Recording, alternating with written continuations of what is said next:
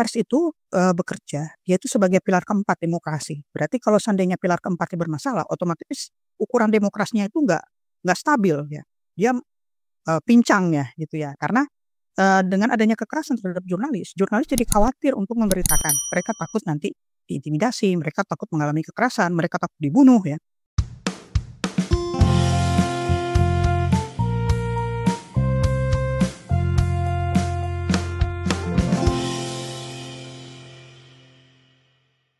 Salam perspektif baru untuk sahabat pemirsa acara ini di media sosial YouTube dengan nama akun Perspektif Wimar TV. Ingat sekali lagi, kalau Anda ingin mengikuti acara ini di media sosial, buka saja akun Perspektif Wimar TV. Saya Hayat Mansur selaku host, senang kembali bertemu dengan Anda untuk kita berbincang-bincang secara khusus membahas topik yang penting, tapi dari sudut perspektif yang jernih.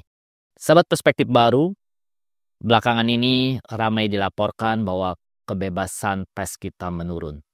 Padahal kebebasan pers sangat penting bagi sebuah negara untuk menjadi negara demokrasi. Karena kebebasan pers menjamin warga negara untuk mendapatkan informasi yang akurat dan juga menjamin adanya kontrol terhadap pemerintah.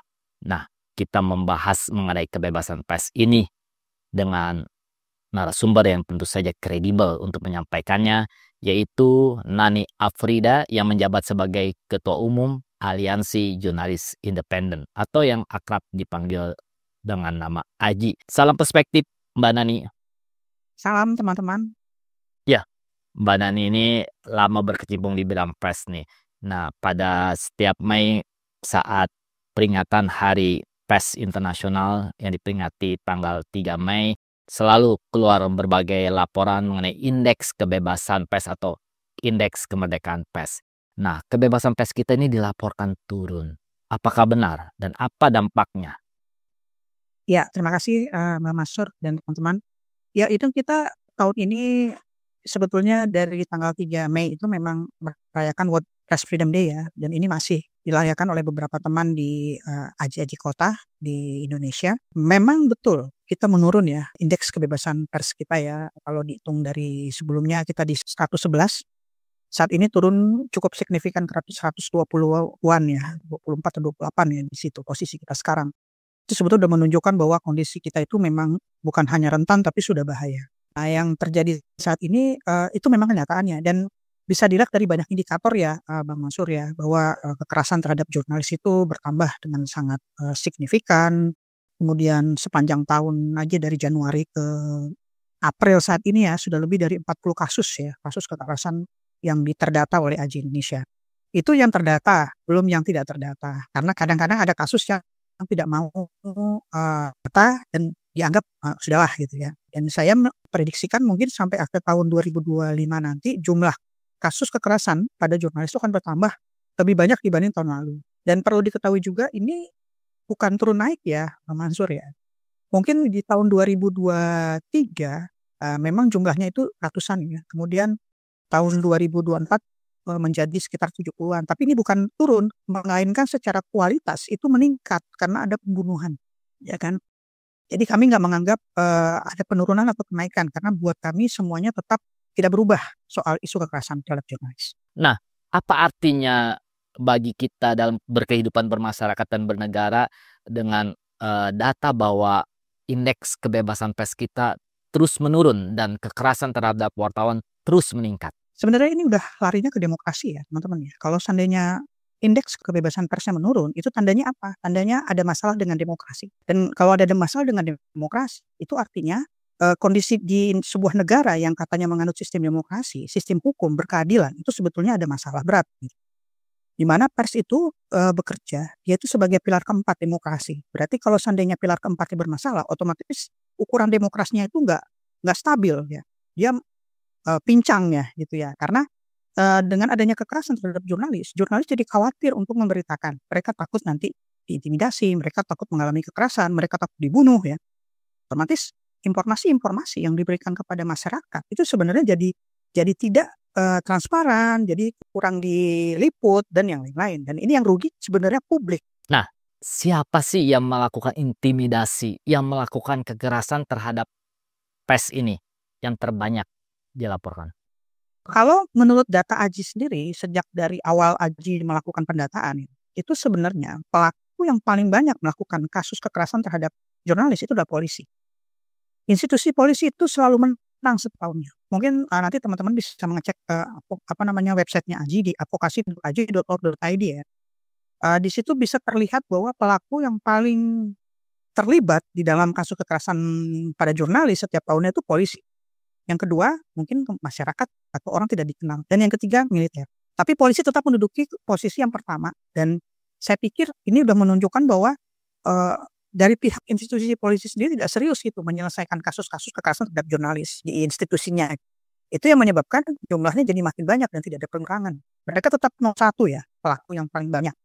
Nah, kita sendiri dari jurnalis, terutama dari Aji, itu lagi sedang mencoba supaya semua kasus-kasus yang kita laporkan ke polisi itu diselesaikan secara berkeadilan, secara jelas, secara transparan.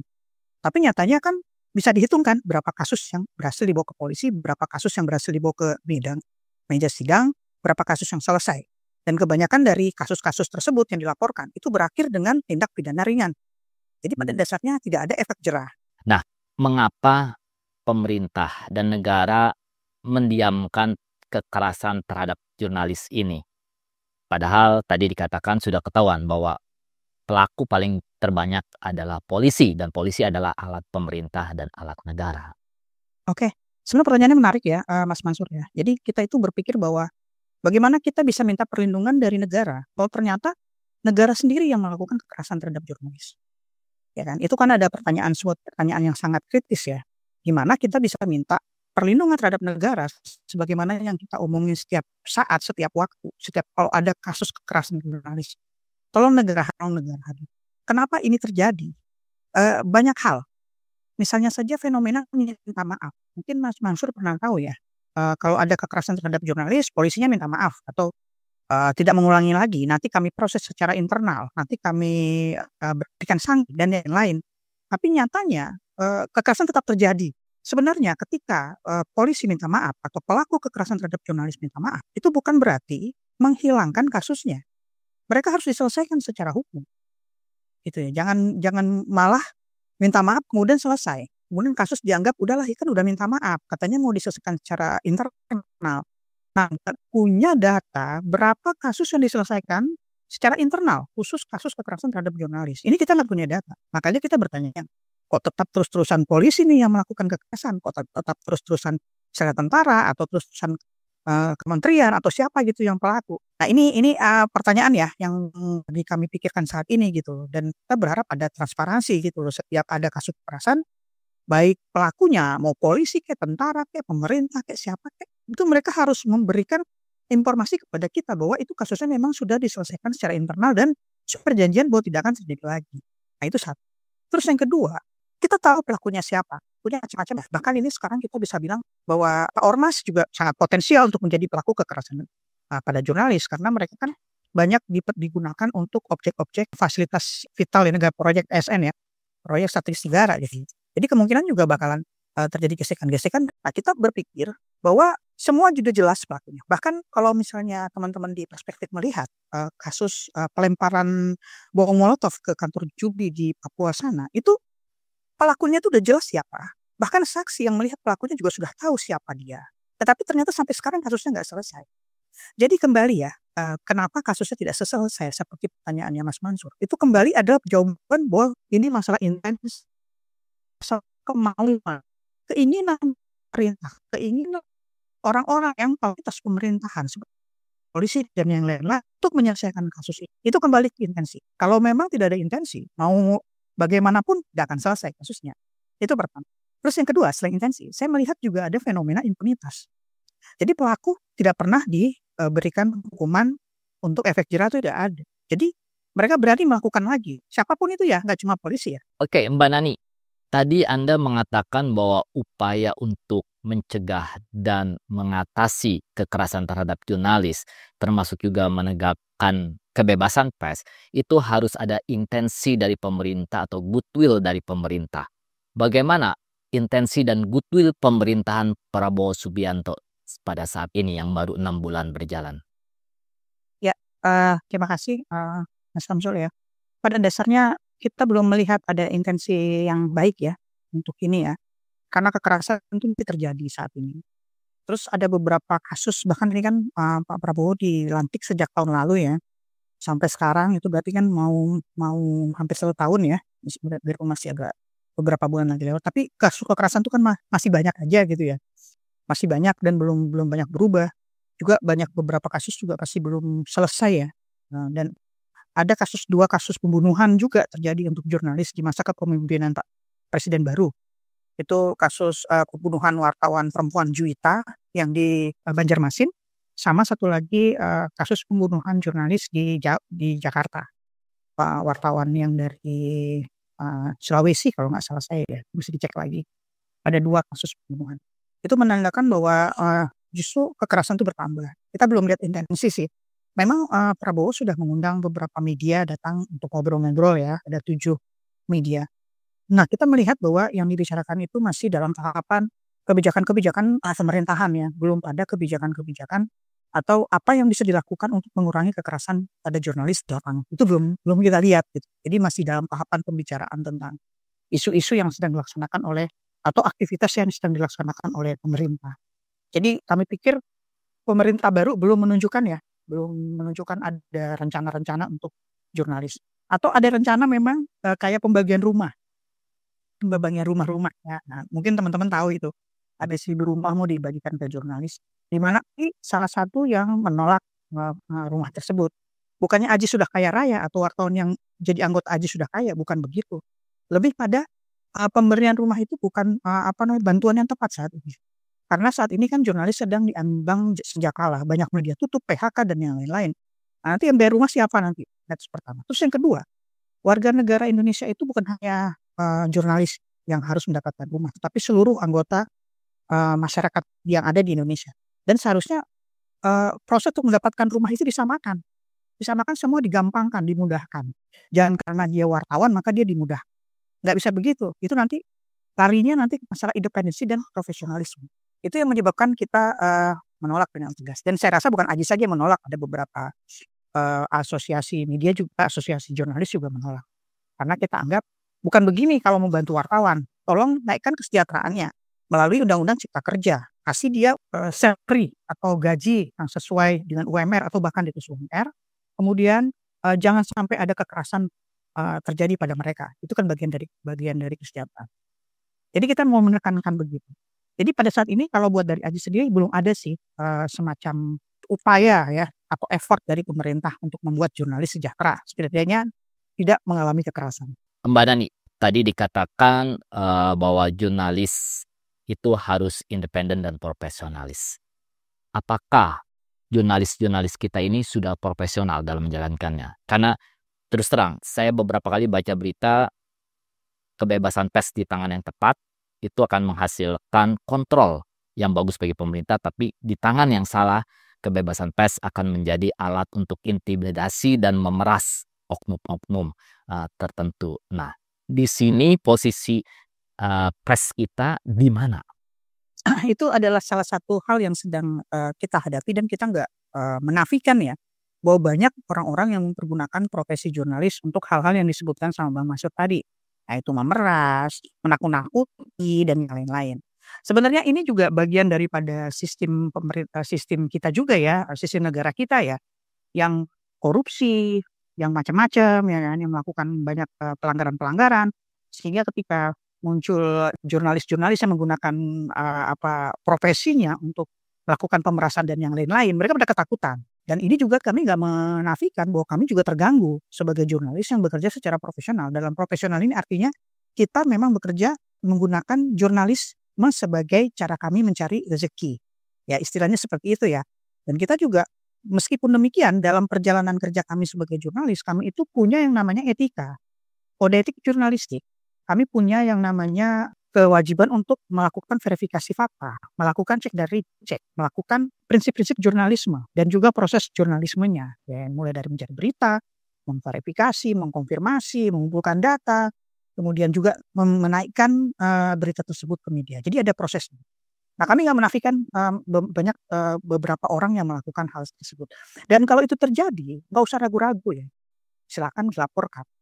Kalau dia nggak punya yang namanya konten jurnalisme. Karena kebanyakan yang kami lihat orang-orang yang melakukan hal-hal tersebut, yang kebetulan dia menggunakan jurnalisme sebagai cara mereka untuk memeras, itu nggak ada karyanya. Karya jurnalistiknya nggak ada. Mereka tuh bergerombol, ya kan. Kemudian mereka yang menekan. Kebetulan mungkin orang-orang yang ditekan itu memang melakukan kesalahan, yaitu adalah makanan mereka. Saya membayangkan kalau semua dilakukan dengan jujur, pemerintahnya jujur, semuanya jujur ya. Kalaupun ada terjadi apa-apa, ya itu akan lebih baik gitu loh. Jadi kan dalam artian jurnalisnya juga bisa bekerja dengan profesional gitu loh. Jadi kalau ini salah, ya kita harus naikin beritanya. Naikin beritanya, tapi kami nggak mengambil uang dari menaikkan beritanya. Kami lebih suka menaikkan berita dengan menggunakan konfirmasi karena yang terjadi saat ini itu juga bagian daripada kayak simbiosis ya. Kesehatan dan juga orang yang jahat mempergunakan profesi meskipun jadi semuanya jadi kena termasuk ya kelompoknya Aji juga. Organisasi-organisasi model Aji itu kena. Nah kami nggak segan-segan mengatakan bahwa jurnalistik nggak seperti itu. Jadi kalau misalnya terjadi hal seperti ini silakan lapor menggunakan pasal kriminal. Tapi kalau ternyata ada konten jurnalistik yang dipertanyakan, tolong jangan bawa ke kriminal. Bawa konten itu ke Dewan Pers. Karena yang dipermasalahkan bukan orang yang memeras, tapi kontennya. Ya kan? Nah itu bawa ke Dewan Pers untuk diselesaikan. Nah ini saya tahu teman-teman pasti berpatokan dengan Jak TV kemarin ya. Beberapa kasus yang sempat terjadi ya. Kita paham kok di situ. Tapi ya kembali lagi, proses jurnalistik itu nggak ada. Jurnalis profesional itu nggak memeras. Dia nggak akan menarik uang dari narasumber. Jurnalis profesional itu nggak bakal menggunakan profesinya dan itu nggak sesuai dengan kode etik yang ada di yang kita pakai ya. Itu nggak. Jadi kalau misalnya ada orang-orang yang menganggap diperas oleh wartawan, silakan dicek kode etiknya, kemudian dicek medianya, kemudian dicek juga karya jurnalistik. Dan kalau ternyata mereka nggak happy, silahkan laporkan ke Dewan Pers bahwa ini ada konten yang ternyata mengganggu atau membuat mereka marah. Atau kalau ternyata nggak ada kontennya, laporin aja polisinya sekalian. Mbak Dani, yang menarik adalah saat ini semua media terintegrasi. Seperti kasus yang terakhir dicontohkan itu sebenarnya terintegrasi dengan media sosial yang memakai pendengung atau buzzer gitu kan. Nah, bagaimana publik mengetahui bahwa ini adalah kebebasan pers kalau ini adalah merupakan yang kebablasan atau misalnya yang memang dalam tanda kutip memeras. Nah kita ini dari awal sudah bilang ya sama semua jurnalis yang ada di Indonesia, baik Aji maupun tidak, bahwa kalau mereka ingin jadi buzzer, ingin menjadi orang-orang pendengung ya, lepaskan dulu status mereka sebagai jurnalis. Kita udah bilang kalau seandainya mereka sudah melepaskan diri sebagai jurnalis dan jadi buzzer, itu biarin aja terserah mereka. Tapi kalau masih dua kaki, itu mengganggu kita juga sebagai wartawan yang bekerja memang betul-betul jadi wartawan. Memang saat ini media itu dalam kondisi sejak kala ya. Banyak wartawan yang gajinya kecil, jadi mereka mencoba untuk melakukan kerja-kerja lain gitu.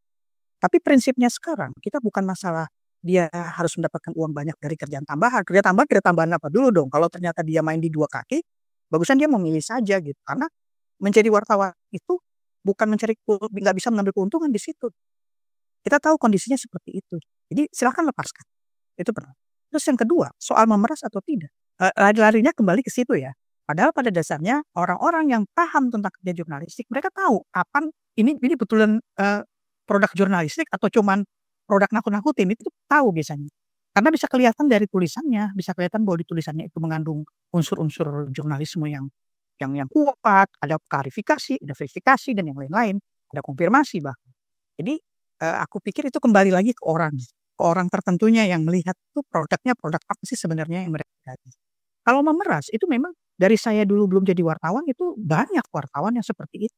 Tapi kembali kalau misalnya persnya mereka menganggap seperti itu adalah yang pertama mungkin orang yang diperas itu memang melakukan kesalahan kemudian marah ketahuan itu juga salah ya. Tapi juga jurnalisnya juga harusnya melaporkan ini dalam berita yang bagus, bukan bagus dalam artian ya. Bagus menurut saya itu adalah memenuhi berbagai macam unsur termasuk konfirmasi. Ya konfirmasi. Jadi ya silahkan nanti boleh dibahas kalau seandainya dia nggak suka ya silahkan balik ke Dewan Pers. Jadi kembali saya menekankan kembali bahwa konten jurnalistik yang sudah didapatkan orang-orang kalau tidak happy silakan bawa ke Dewan Pers, jangan orangnya dibawa ke polisi. Kecuali kalau nggak ada kontennya. Jadi Kebebasan pers ini tidak hanya harus diperjuangkan oleh insan-insan jurnalis, tapi juga harus diperjuangkan oleh semua pihak termasuk publik.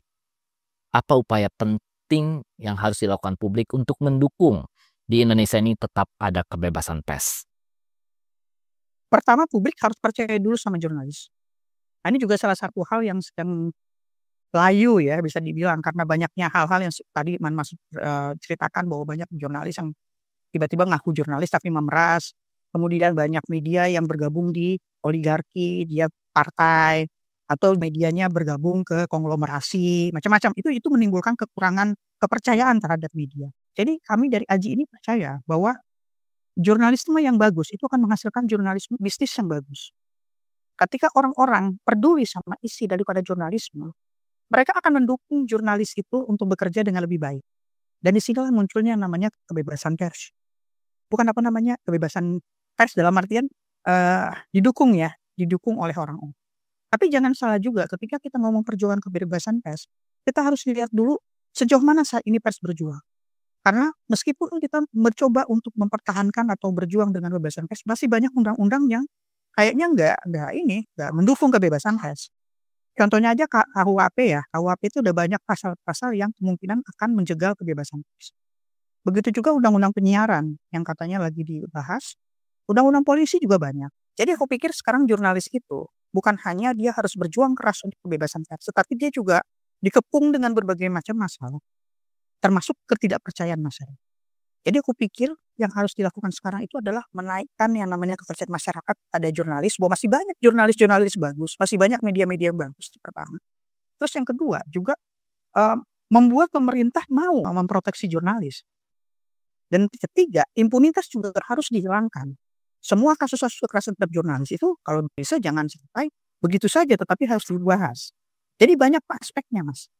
Gitu loh. Jadi masih banyak aspek yang harus dilakukan oleh bukan hanya pemerintah tetapi juga masyarakat dan media itu sendiri. Oke, terima kasih Mbak Nani atas perspektifnya yang jernih. Sebagai penutup, saya kembali menegaskan bahwa kebebasan pers penting untuk kita mewujudkan Indonesia sebagai negara demokrasi. Kebebasan pers tidak dapat dikompromikan. Sampai jumpa di wawancara khusus perspektif baru berikutnya.